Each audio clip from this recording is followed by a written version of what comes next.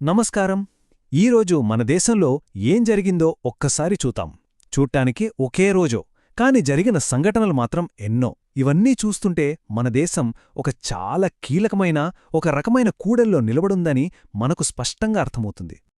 ఈరోజు AI impact summit జరిగింది కదా. అక్కడ మన ప్రధానమంత్రి నరేంద్ర మోదీ ఏమన్నారంటే, మనం ఇప్పుడు మానవ చరిత్రలోనే అతిపెద్ద పరివర్తన క్షణంలో ఉన్నామట. దీని వెనకున్న అసలు కారణమేంటో తెలుసా? Artificial intelligence. సో ఏఐ, భారతదేశం ఒక కొత్త ఏఐ ఆధారిత భవిష్యత్తుకు ముంగిట్లో నిలబడి ఉంది. సరే, ఇంతకీ దీనికి మన దేశం ఎలా స్పందిస్తోంది? ఎలాంటి పెద్ద పెద్ద వాగ్దానాలు వినిపిస్తున్నాయి? ఒకసారి చూద్దాం. ఇక్కడ చూడండి, నిజంగా చాలా పెద్ద వాగ్దానాలివి. దేశంలోని టాప్ పారిశ్రామికవేత్తలందరూ ముందుకొచ్చారు. ముఖేష్ అంబానీ గారు ఏకంగా 10 లక్షల కోట్ల పెట్టుబడి అన్నారు. జీత్ అదానీ అయితే $100 బిలియన్ ప్లాన్తో ఉన్నారు. ఇక గూగుల్, టాటా లాంటి పెద్ద సంస్థలైతే ఇది ఉద్యోగాలకు ఒక కొత్త శకమని చెబుతున్నాయి. అంతేకాదు, చాట్ జీపీటీని తయారుచేసిన ఓపెన్ ఏఐ కూడా మన బెంగళూరు, ముంబైలో కొత్త ఆఫీసులు తెరుస్తోందంటే ఆలోచించండి ఎంత పెద్ద మార్పు రాబోతోందో. అయితే తెలుసుకదా, ప్రతి టెక్నాలజీకి రెండు వైపులుంటాయి. నాణానికి బొమ్మ బొరుసు ఉన్నట్టు. ఒకవైపు చూస్తే ఆర్థిక వృద్ధి, సరికొత్త ఉద్యోగాలు, మన మానవ సామర్థ్యం ఇంకా పెరగడం ఇలాంటి గొప్ప వాగ్దానాలు కనిపిస్తున్నాయి. కానీ మరోవైపు డీప్ ఫేక్సు, ఫేక్ న్యూసు అంటే తప్పుడు సమాచారం, ఇంకా మన ప్రైవసీకి సంబంధించిన సమస్యలు, ఈ ప్రమాదాలు కూడా ఉన్నాయి. చెప్పాలంటే అవి ఇప్పటికే మన చుట్టూ ఉన్నాయి. సో ఈ సమస్యను ఎలా ఎదుర్కోవాలి? దీనికోసం ప్రభుత్వం ఈ రోజునుంచే కొన్ని కొత్త రూల్స్ తెచ్చింది. ఇవి చాలా సింపుల్ అండ్ స్ట్రైట్ ఫార్వర్డ్. మొదటిది, ఏఐతో తయారుచేసిన ఏ కంటెంట్కైనా ఇది ఏఐ జనరేటెడ్ అని స్పష్టంగా ఒక లేబుల్ ఉండాలి.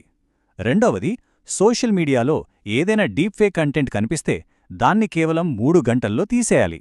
ఇక మూడవది చాలా ముఖ్యమైనది, ఈ కంటెంట్ను తయారుచేసే కంపెనీలే దాని లేబులింగ్కి పూర్తి బాధ్యత వహించాలి. సరే, ఈ హైటెక్ ఏఐ ప్రపంచం నుంచి కొంచెం పక్కకి వచ్చి మన రోజువారీ జీవితం, మన జేబుల మీద ప్రభావం చూపే ఆర్థిక విషయాల వైపు వెళ్దాం. ఈరోజు అసలేం జరిగింది? ఈరోజు మన ఆర్థిక రంగంలో ఒక విచిత్రమైన పరిస్థితి కనిపించింది. ఒకదానికొకటి పూర్తి వ్యతిరేకం అన్నట్టు. ఒకవైపు చూడండి, స్టాక్ మార్కెట్ దారుణంగా పడిపోయింది. పెట్టుబడిదారులు ఏకంగా 7.5 లక్షల కోట్లు నష్టపోయారు. కానీ మరోవైపు చూస్తే ఆటో పరిశ్రమ ఏకంగా 1,00,000 కోట్ల పెట్టుబడి పెట్టడానికి రెడీ అవుతోంది. బంగారం, వెండి ధరలు ఆకాశాన్నంటాయి. అంతేకాదు, ఇండోనేషియా నుండి టాటా మహీంద్రాలకు 1,05,000 ట్రక్కుల భారీ ఆర్డర్ కూడా వచ్చింది. చూసారా ఒకే రోజు ఎంత వైరుధ్యమో? ఆ పెద్ద పెద్ద నంబర్ల సంగతి అలా ఉంచితే, మనందరి దైనందిన జీవితంపై నేరుగా ప్రభావం చూపే ఒక చిన్న కానీ చాలా ముఖ్యమైన సంఖ్య ఇది. అదే +5%. సబ్బులు, నూనెల్లాంటి నిత్యావసర వస్తువుల ధరలు దాదాపు 5% వరకు పెరిగాయి. ఇది నేరుగా మన బడ్జెట్ను దెబ్బతీసే విషయమే. ఇప్పుడు మనం ఒక చాలా పెద్ద చర్చలోకి వెళ్తున్నాం.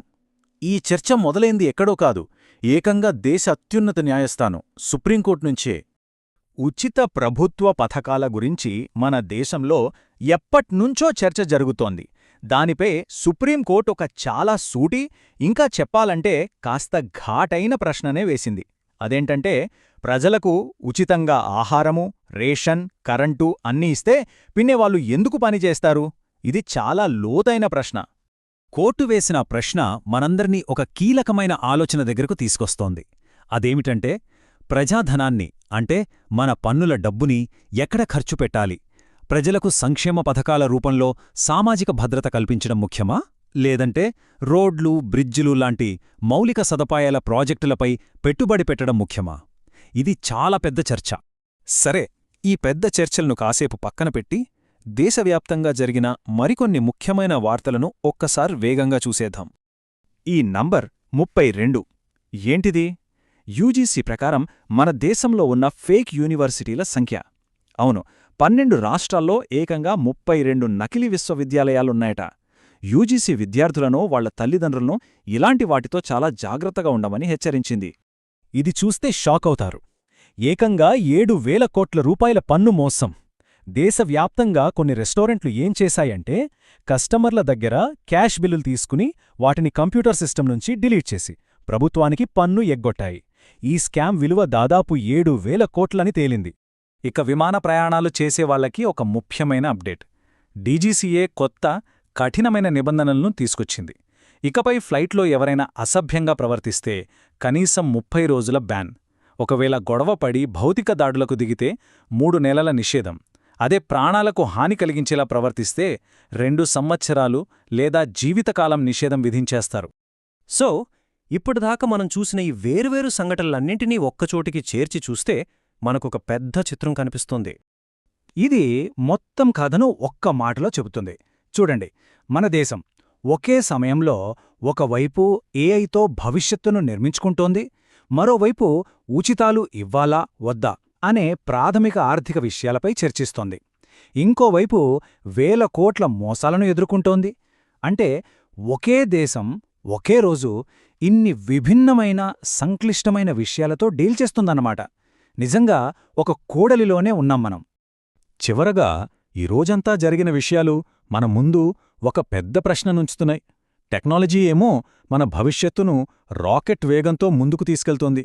మరి వర్తమానంలో ఉన్న ఈ ప్రాథమిక సవాళ్లను మనం ఎలా పరిష్కరించుకుంటాం? ఈ రెండింటినీ ఎలా బ్యాలెన్స్ చేస్తాం? దీని గురించి ఆలోచించాలి. हर महीने हजारों का बिजली बिल भर भर कर थक गए हैं। अब बस बदलाव का समय आ गया है। आज ही सोलर लगाइए और 1 लाख तक की जबरदस्त बचत पाइए। सरकारी सब्सिडी का पूरा फायदा उठाइए।